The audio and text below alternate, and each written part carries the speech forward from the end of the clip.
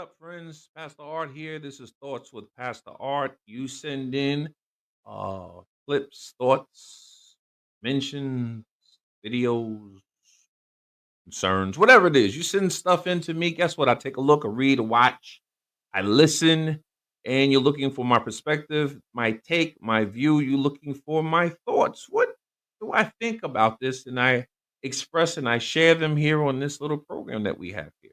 Amen. And don't forget, it's coming from a Christian perspective because I'm a Christian. Amen. Now, if you have something you want to send on the screen right now, should be the email address. Email address should be PastorArtThoughts, gmail.com. Be respectful. Got a few emails that were a little controversial. Don't know if we're going to take that, but I did respond to the person. So send in something. We'll have a good conversation. We'll see exactly where it goes. I'm hoping that we all grow from this. That's the most important thing is development and growth through communication. Amen. Don't forget we're sponsored by Property of God Clothing. Check them out at propertyofgodclothing.com. And don't forget, even for us, go to visit us on all of our social media, Facebook, YouTube, X, which is Twitter, Instagram, and TikTok. And we should have programs and information on all of those platforms. Amen. Let's take a look here. I'm on my iPad today and kind of new for me. Give me a second. Let me see if I can pull this back up. I think I just messed everything up. Oh my God. I don't know what I'm doing. Here we go. Back up. Okay. We got this in from someone that says the church I attend, the pastor committed adultery and cheated on his wife. I felt uneasy after all his indiscretions surfaced, and his wife left. And despite all this, the person who he cheated with, he got pregnant, and she was a member of the church. Despite this, he kept preaching. My question is twofold: should he still be a pastor, that pastor, and should I still attend? So the question is, and I guess you're saying here, the church you attend, the pastor committed adultery. I guess his wife was kind of, sort of, maybe they called the first lady. Nothing biblical about that. But this is how we recognize in many churches the pastor's wife. So the pastor's wife part of the church. And instead of him being intimate with his wife, or maybe he was intimate with his wife, he was also sharing what he believes is God's gift with another congregant. Ends up he gets her pregnant. It must have blown up in the church. And it became public because you used the word surface. So what you're saying is two things. Should he still be a pastor? And should you still attend? Great two questions. I know, unfortunately, it's going on a lot, especially in our current times. So let me try to break this down. And again, I'm going to give you my thoughts. It's kind of going to be it's going to be based on the Bible, but I'm going to give you my thoughts. Here is thought number one: should he still be a pastor? Absolutely not. And again, there are a lot of people who will disagree with me, and I understand. He should not be a pastor. He should be removed from that post. And here's what he should have: he should go out from the church, from that leadership role. He should not leave the church, but what he should have is he should have a seat. He should sit down somewhere. The elders, the leaders of the church, that group of men who are to oversee doctrine and oversee um, the livelihood of the sheep, should see him as a threat and see him in his behavior as being a negative influence over the entire church and the entire congregation, whether it's the old elder people or the younger people. His influence means everything. So he should have a seat. He should be removed. Now, here is my opinion. He should not be put back at that post. Absolutely not. Now, here is where people are going to jump on me. Shouldn't he be forgiven? Yes. But forgiveness does not guarantee a person to be restored in the post that through their behavior they have negatively impacted. And I want us to think about that because even in life, you're not guaranteed to go back. And in this is a very sensitive situation where that guy knew what he was doing. And for some reason, some people could call it the flesh, some people call it Satan. I call it selfishness. And this applies for me as well. Once you enter the role of pastor, you understand the responsibility and the liability that you have. And when you take it for granted, you understand what you're doing. It's not just about you. So there's a level of selfishness there. So here's what you should be doing, not pastoring anymore. You need to go home and deal with your wife. You need to go home and handle your children and your family.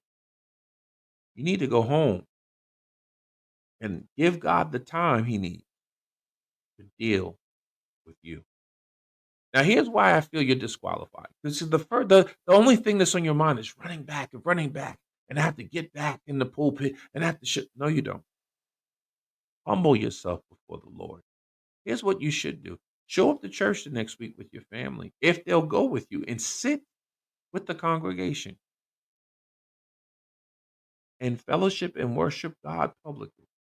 No, you don't need to be all of a sudden you sing it. No, you don't need to have any role except as a congregant. Sit down somewhere, have a seat, and let God deal with you. And here's the next thing: there's no time limit, ma'am. There's no time limit. There's no 90 days, 100 days. No, absolutely not. Let God deal with you. I personally believe you asked for my thought. You shouldn't even be considered back in any kind of leadership role. Maybe in some time you can be an usher, but you should not be preaching the gospel. Absolutely not. Here's why: because in that moment you didn't believe the gospel. You believed in you. And again, it's not to me a consequence. Well, it is a consequence. It's not a punishment. But there are people whose lives God trusted and put in your hand. And in those moments, you stop pointing to Christ and you started pointing at yourself. So, ma'am, to answer your question, my thought is no. They should not continue preaching. And here's what I would do, and I mentioned it earlier. The elders should step in, and that gentleman should be removed. He should not be in ministry. Matter of fact, he's disqualified from ministry. Paul said to Timothy that a pastor has to be in right standing. Do you call adultery right standing? Absolutely not. So he needs to go. Now, I don't believe he needs to be kicked out of the church. That's my opinion. That's my thought. He should be welcome to stay, but he needs to be humble and he needs to humble himself. And he should function as a member in a different capacity, and it begins with him being a congregant. That's it. Start at that level and demonstrate to people God's forgiveness over your life and make right restitution for all the wrong that you've done. Because it's not just your wife and your children, it's the people who were following you as you were supposed to follow Christ. Now, the second question that you had, part of this was, should you still attend? I say yes. The only way you should leave that church is if the elders don't step up and remove that pastor. You should still be there, because if you have knowledge, which it seems like you do, if you have common sense, because you're asking me, and who am I? But there's something going on, not just in your mind and heart, that's saying something is wrong here. If the elders are responding in such a way that I just earlier described, then yes, because you could be part as a mature Christian of the healing process for the church. That's the point. When the leader sins at this magnitude, it impacts everyone. So help the church heal. Help the church pray. Help the church start to move back in the correct direction that it should. And unfortunately, if it doesn't, if the elders aren't doing it, if they're looking to maintain him, if he's back up in the pulpit in 30, 60, 90 in less than a year, it's time to go, because they're looking at him instead of looking at the Lord. Do we understand? That now again, this is my take, this is my thought, and some people may not agree with that. Here's what I want to know. What is your thoughts on it? And not just you who sent this in, but you who's watching.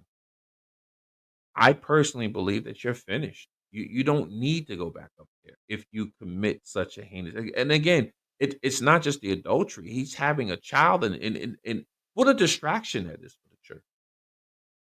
And remember, God is not the author of confusion. That's confusion. He has a lot to deal with, and the last thing that he needs in his hand are other lives, and especially lives that he has now brought into a state of dysfunction, instability, and confusion regarding the way that they would walk with the Lord. What are your thoughts on that? Does adultery kind of shut it down? I believe it does. I believe he needs to have a seat. What do you think? Put your thoughts below. Share them. I would love to continue this conversation. Amen.